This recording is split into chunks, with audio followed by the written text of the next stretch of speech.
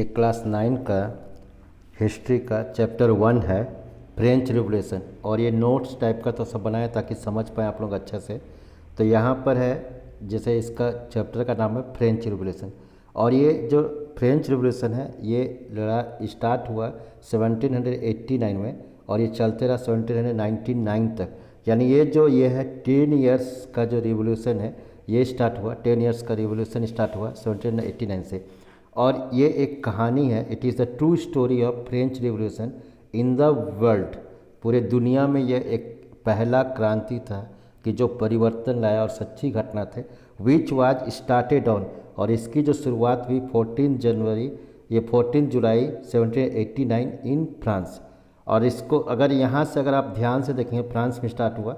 और टाइमलाइन अगर इसको ठीक से टाइमलाइन पर ध्यान गौर करेंगे तो ये 1789 में स्टेट जनरल था, जिसकी चर्चा हम बाद में करेंगे। इसको आपको याद कर लेना है कि 1789 जो है 1789 जो है ये स्टेट जनरल हो गया। और ये एक तरह से पार्लियामेंट था स्टेट जनरल। और इसकी जो बुलावट हुई थी, आगे हम बुक में देखेंगे, बुक को भी देखते हुए चलेंगे कि वहाँ पर इसकी जो बुलावट हुई थी, जो बुलाया गया था। और ये मैंने लगभग मैंने कि बहुत दिनों बाद बुलाया गया था, कम से कम कई साल के बाद, 147 ईयर्स के बाद इसको बुलाया गया था। उसके बाद से 1789 से 91 में नेशनल असेंबली हुआ, इसके फिर 91 से 92 में लेजिस्लेटिव असेंबली हुआ, फिर नेशनल कन्वेंशन हुआ 1792 से 95 में। और 1795 से 98 में डायरेक्टरी रूल हुआ। और 1799 में ये जो था कूप डिटेक्टेड बाय द नेपोलियन, इसको नेपोलियन कैपिटल इन होना चाहिए, यहाँ गलती से छोटा इन टाइप हो गया है। और रेन ऑफ टेरर जो था नेशनल कन्वेंशन के साथ साथ 1992 में, ये टाइमलाइन आपको याद करके रखना है। अब इसकी ये जो कहानी है ये 10 साल चला 1789 से लेकर 99 तक। और ये कहानी है जो पहले राजतंत्र था, मोनार्की, वो चेंज होकर रिपब्लिक हुआ। रिपब्लिक से फिर जब है 1789 में ये फिर से डिक्टेटरशिप हो गया नेपोलियन लेके। अब इसको देखने से पहले हम ये देखेंगे कि यहाँ की सोसाइटी कैसी बटी हुई थी, यहाँ का समाज कैसा बटा हुआ था। जैसे अगर हम लोग देखे होंगे कि इसमें जो फ्रेंच सोसाइटी था इसका समाज कैसे बटा हुआ था, इसको अच्छा से समझने की कोशिश करिएगा कि division of the French society, French जो समाज था, जो उसका व्यवस्था था फ्रांस का, वो कैसे बटा हुआ था। तो इसको जो पहले अगर देखिएगा तो 3 स्टेट था, first state, second state, third state. अब तीनों स्टेट में जो सबसे ज़्यादा यहाँ पर इम्पोर्टेंट है कि जो फर्स्ट स्टेट में जो रहने वाले लोग थे, क्लर्जी, जिसको कि हम लोग जो प्रीस्ट होते हैं, फादर होते हैं मैंने चर्च में, उसको कहते हैं। और उनके पास जो इनका टोटल पॉपुलेशन था, जो ये मैंने फर्स्ट स्टेट में, वो जो कि देखिए 3 क्लास, जैसे हम लोग भी होता है कि अगर इंडिया में भी देखेंगे तो यहाँ पर क्षत्रिय होता है, ब्राह्मण होता है, वैश्य होता है, शूद्र होता है, अगर वेद के अनुसार देखेंगे तो ठीक उसी तरह से ये हिंदू धर्म का ठीक उसी तरह से पूरे फ्रांस में जो पूरा समाज था उसको 3 कैटेगराइज किया गया था, 3 कैटेगरी में बांटा गया था। और तीनों को जो कहा जाता था वो कहा जाता था फर्स्ट स्टेट, सेकंड स्टेट और थर्ड स्टेट। फर्स्ट स्टेट में था कि जो इसका 10% जो लैंड था वो टोटल ज़मीन था और इसकी जनसंख्या थी, टोटल पॉपुलेशन जो था 1 लाख था। फिर सेकंड जो मैंने कि स्टेट में थे, इसमें नोबेल्टी लोग रहते थे, जैसे कुलीन वर्ग थे, जो ऊंच वर्ग थे, जिनको जन्म से ही अधिकार था, इनको जन्म से ही अधिकार था ये दोनों को। और इसको प्रिविलेज था, प्रिविलेज में कि बहुत सारी सुविधाएं थी। और इनके पास जो टोटल ज़मीन था, अगर 100% ज़मीन है तो आप देख रहे हैं कि 10% इसका स्टेट जनरल के पास था, 25% जो लैंड था वो मैंने कि सेकंड स्टेट नोबेल्टी के पास थी और इसकी जनसंख्या थी 4 लाख के। और जो थर्ड स्टेट था, तीसरा इंपॉर्टेंट जो स्टेट था, ये इम्पॉर्टेंट है कि इसमें वो लोग थे, फार्मर्स थे, किसान थे, आर्टिसियंस थे, जो कलाकार थे, फैक्ट्री वर्कर थे, बिजनेसमैन थे, लॉयर थे, पब्लिक ऑफिसर्स थे, जितना भी एडमिनिस्ट्रेटिव ऑफिस थी। और इनकी जनसंख्या अगर देखेंगे तो 2.7 करोड़। आप यहाँ ध्यान दीजिएगा कि इसका जो फर्स्ट स्टेट में थे 1 लाख थे, सेकंड स्टेट में 4 लाख थे और थर्ड स्टेट में थे 2.7 करोड़ पॉपुलेशन। अब ये तीनों का ये क्या था कि जो पहला था no tax on the first and second state, पहला और सेकंड स्टेट में टैक्स नहीं लगाया जाता था। पहला और जो फर्स्ट स्टेट और सेकंड स्टेट का था उनका जो जीवन स्टाइल था वो लेविश था, एकदम हाई क्लास के ये था। और वो ये हाई पॉइंट ऑफ कल्चर उनको था। लेकिन जो तीसरा पॉइंट था, जो टैक्सेस सिर्फ लगाया जाता था वो थर्ड स्टेट में लगाया जाता था। और जो मिडिल इसमें क्यों थे कि इसमें जो मिडिल क्लास के लोग थे तो उसको बने कि वहाँ पर जो कहा जाता था बोर्जेसी कहा जाता था, BOURGEO और ISIE बोर्जेसी कहा जाता था, और अर्बन वर्किंग थे जो वो पुअर कंडीशन था। अब ये घटना स्टार्ट कैसे हुआ, ये इसकी जो कहानी थी एक्चुअली यहाँ देखिएगा कि हम पहले ही बताया कि जो एक असेंबली थे जो शुरुआत में अगर यहाँ करिएगा अगर देखिएगा जो टाइम लाइन था 1789 में, तो यहाँ देख रहे हैं कि स्टेट जनरल को माने कि यहाँ पर देख रहे हैं स्टेट जनरल है क्या, तो हम पहले ही बताया पार्लियामेंट था, और इसकी बैठक जो था 175 साल के बाद जाके बुलाया जा रहा था, और ये पार्लियामेंट था, इसको सुपर पार्लियामेंट भी कहा जाता था। यहाँ 5 मई 1789 को इसकी बैठक बुलाई। इसकी बैठक बुलाने के पीछे क्या कारण थे इसको समझना होगा। इसके पीछे ये कारण था कि जो अगर माने कि अगर इसकी देखेंगे अगर हम इसको बुक में, तो वहाँ पर था कि जो लुई 16 था, अगर वो जो था हेल्प किया था अमेरिका को और किसी भी, तो इसके आगे कहानी देखेंगे क्यों ऐसा घटना घटा, क्यों स्टेट जनरल का मीटिंग जो है बुलाना पड़ा, क्यों उसको स्टेट जनरल की मीटिंग अचानक बुलाना पड़ा, और भी 175 साल के बाद जो था, क्योंकि जो फाइनेंशियल कंडीशन था फ्रांस का पूरी तरह से ख़त्म हो चुका था। लुई 16 जब गद्दी में बैठा था तो उसके पास जो खजाना था एकदम खाली मिला हुआ था, और उस वहाँ पर क्या था कि जो वो युद्ध में भी इतनी लड़ाई ना लड़ी कि उसके पास खजाना नहीं था। तो ये ज़रूरी था कि जो थर्ड स्टेज में जो 2 तरह का टैक्स होता है जिसको हम आगे चर्चा करेंगे, एक तो चर्च लगाता है और एक जो सरकार लगाता है, तो उसको टैक्स लगाना था, उसको खर्च को पूरा करना टैक्स लगाना था, वो थर्ड स्टेट में टैक्स लगाया जाता है जैसे हमने पहले बताया। तो उसके लिए एक बिल पास करना था, और ये जो बिल तभी पास हो सकता था जब पार्लियामेंट को कॉल किया जाए, और इसकी बैठक जो था 175 ईयर्स बाद बुलाया गया था। तो ये इसको हम लोग कहते हैं कि सुपर पार्लियामेंट। तो यहाँ इसीलिए लिखे हुए यहाँ पर स्टेट जनरल जो है अगर गौर करेगा सुपर पार्लियामेंट, और इसको 5 मई 1789 को बुलाया गया था। तो super parliament with representative for all state, यहाँ पर जितने first state second state third state तीनों का था, और ये पहली बार जो हो रहा था 175 साल के बाद फिर मीटिंग हो रहा था। इसका एजेंडा क्या था, तो सूची क्या था, इसमें कार्यविधि क्या होना था, तो मैनेज द फाइनेंशियल क्राइसिस, जो माने कि आर्थिक जो क्राइसिस हो चुका था उसको पूरा करने के लिए, और इसमें कितने कितने मेंबर थे ये इंपॉर्टेंट था कि जो फर्स्ट स्टेट के जो मेंबर थे डेलीगेट तो 300 थे, सेकंड हैंड के 300 और थर्ड स्टेट के 600 लोग। अब यहाँ पर इसको अगर गौर करेंगे जो यहाँ पर था थर्ड स्टेट के लोग जो इस तरफ खड़ा रहते थे, और बाकी जो फर्स्ट और सेकंड स्टेट लोग उन पर सीट था बैठने के लिए, और जो थर्ड स्टेट के लोग 600 थे जिनकी संख्या ज़्यादा थी वो लोग खड़े रहते थे।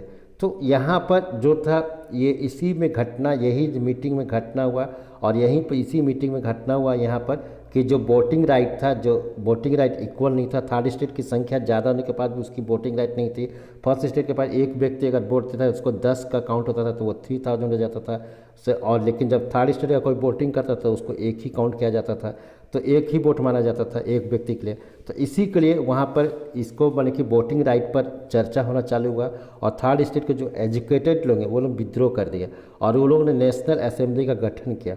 अब यहीं पर ये जो नेशनल असेंबली गठन है वो लोग वहाँ से निकल गए, दूसरी बार तालाबंदी हुई। तो इसको हम लोग कहानी देखेंगे जब हम फिर से वहाँ पर वापस आएंगे। तो चलिए देखते हैं कि एक्चुअली आपके बुक में क्या दिया हुआ है।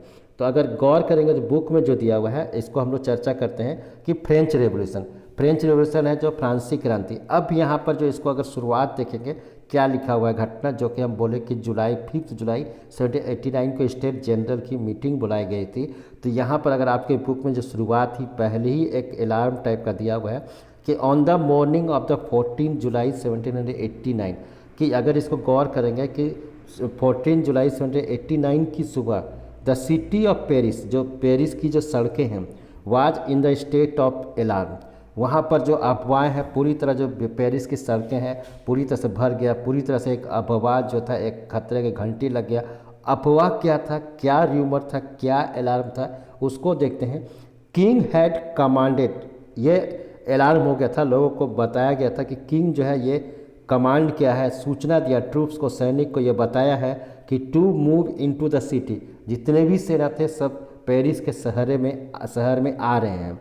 ये र्यूमर्स था, ये र्यूमर्स जो था उड़ चुका था, साफ लिखा है rumours spread that he would soon order the army to open fire upon the citizen. और ये अफवाहें फैल गई कि जो आर्मी को बुलाया गया है, जो लुई 16 जो सेना को बुलाया गया है वो गोली मारने के लिए उसको आदेश दे दिया गया। अब इसके चलते जो था 7,000 जो मैन है, वीमेन है, जो आदमी औरत है, gathered in the front of the town hall. जो शहर, पेरिस शहर में जो हॉल है जहाँ कार्यक्रम होता था, टाउन हॉल था, जैसे आपके शहर में भी टाउन हॉल होता होगा, तो उसी तरह टाउन हॉल था पेरिस में, वो इकट्ठा हुआ एंड डिसाइडेड टू फॉर्म, और वहाँ पर जो था एक गठन किया पीपुल्स मलेटिया। पीपुल्स मलेटिया मतलब कि जन सेना, पीपुल की सेना, सभी जितने इकट्ठे हुए एक सोल्जर्स माने अपने आप को, and they broke into the number of government building in search of arms, और वो हथियार की तलाश में बहुत सारे सरकारी बिल्डिंग को माने कि तहस नहस कर दे, तोड़ते चले गए। अब ये जो घटना है ये ऐतिहासिक घटना है, इसको समझना होगा कि ये जो एक जो था पोर्ट था, एक किला था पेरिस के सड़क बाहर थोड़ा सा, और उसको किला को, पोर्ट को कहा जाता था इसको बास्तीन, और बास्तीन को लिखा जाता है BASTILE, तो इसको बास्तिल कहा जाता है। इसका जो प्रोनाउंसिएशन होगा तो बास्तिल होगा। ये बहुत बड़ी घटना है। वहाँ पर जो हम लोग आज भी, हम लोग जो इंडिपेंडेंस डे फ्रांस में जो बनाया जाता है 14 जुलाई को ही बनाया जाता है, 14 जुलाई 1789। उस दिन क्या हुआ कि a group of several 100 people March towards the eastern part of the city, जो पेरिस का जो पूर्वी किला है वहाँ पर पहुँचा, और वहाँ पर जो एक कैदी लोगों को रखा जाता था पोर्ट में, जिसका नाम बास्तिल बताया, उसको तहस नहस कर दिया, स्ट्रोम कर दिया। स्ट्रोम द फोर्टेस प्रिजन, जो जेल था बास्तिल था, उसको तहस नहस किया। वेयर दे होप्ड, क्यों ऐसा तहस नहीं किया? उनको उम्मीद था कि होर्डेड एमिनेशन, कि वहाँ पर हथियार मिलेगा। In the arm fight that followed, commander of the Bastille जो था, वहाँ का जो कमांडर था बास्तिल का जो हेड था, मारा गया। प्रिजन को रिलीज़ किया गया। उन लोगों का ऐसा हुआ था कि ये बहुत ही जेल है एक तरह का, इसमें कैदी लोगों को रखा था, लेकिन वहाँ पर सिर्फ 7 कैदी मिले, कि though there were only 7 of them, कि जो कैदी मिले सिर्फ 7 मिले। Yet the Bastille was hated by all, कि बास्तिल सबको नफरत करते थे। क्यों नफरत करते थे? क्योंकि because it stood for the despotic power of the king. Despotic माने निरंकुश शासक था राजा का। The fortress was demolished and its stone fragmented, जो इसका जो ईंट पत्थर था उसको टुकड़ा टुकड़ा हो गया, और जो कुछ ईंटें लोग निकाले गए, and were sold in the market, और बाज़ारों में बिक्री होने लगा। और इस आशा में कि those who wish to keep a सोवर्नियम, यादगार था कि फॉर ए डिस्ट्रक्शन। और यही घटना जो है 14 जुलाई को जो है वहाँ पर स्वतंत्रता दिवस बनाया जाता है, और यही एक सोवर्नियर के रूप में, यादगार के रूप में लोग जो है बास्तिल, जो माने कि किला था जिसको जेल के रूप में कन्वर्ट कर दिया गया था, उनको लोग अपने अपने घर लेके आने लगे। अब क्या हुआ कि the days that followed saw more rioting both in Paris and the countryside, और उसी दिन से जब ये बास्तिल का पूरा घटना हो गया, पूरी तरह से जो था दंगा फैल गया, राइटिंग हो गया, चाहे वो देहात में हो, गांव में हो, या फिर पेरिस के सड़कों में हो, पेरिस शहर में। Most people were protesting against the high price of bread, और इसको जो एक और कारण था ये जो विद्रोह का, कि जो उन लोग जो ब्रेड था उनकी कीमत बहुत ज़्यादा बढ़ गई थी। Much later when historian looked, अगर जो इतिहासकार देखते हैं पीछे मुड़ के, looked back upon this time they saw it was the beginning of the chain of events, और इसको कहा कि ये जो घटनाओं की शुरुआत है, जितने भी आंदोलन है, जितनी भी क्रांति हो रही है 14 जुलाई 1789 से, जैसे कि हम शुरू में कहे कि ये 10 साल चला, कि did not anticipated this outcome, और राजा जो था वो कुछ समझ नहीं रहा था कि उसको अनुमान लगाया था। तो how and why did this happen, क्यों ये जो बास्तिल का जो किला था, fort of the Bastille was destroyed by the people of the France और द फ्रेंच, और the organisation which was found by the people militia, और इसको जो था पीपल जन सेना का नाम दिया गया, इसको बनाया गया। इसको विद्रोह क्यों हुआ, तो इसकी जो चर्चा है अभी हम देख, ये बिल्डिंग है, ये अगर पिक्चर्स को गौर करेंगे तो ये उस समय जो ये बास्तिल जेल है पूरी तरह से अगर आप देखेंगे तो ये धूल धूल हो गया है, और यहाँ का ईंटा एक एक ईंटा, और यहाँ जो ये घटना storming the Bastille soon after the demolition of the Bastille, जब बास्तिल का पूरी तरह से टूट रहा था, तो जो कलाकार थे उस समय इसको यादगार के रूप में इस इवेंट को बनाए। अब यहाँ पर जो शुरुआत करेंगे कि French society during the late 18th century, इसको हम लोग देखेंगे कि नेक्स्ट वीडियो में मिलते हैं नेक्स्ट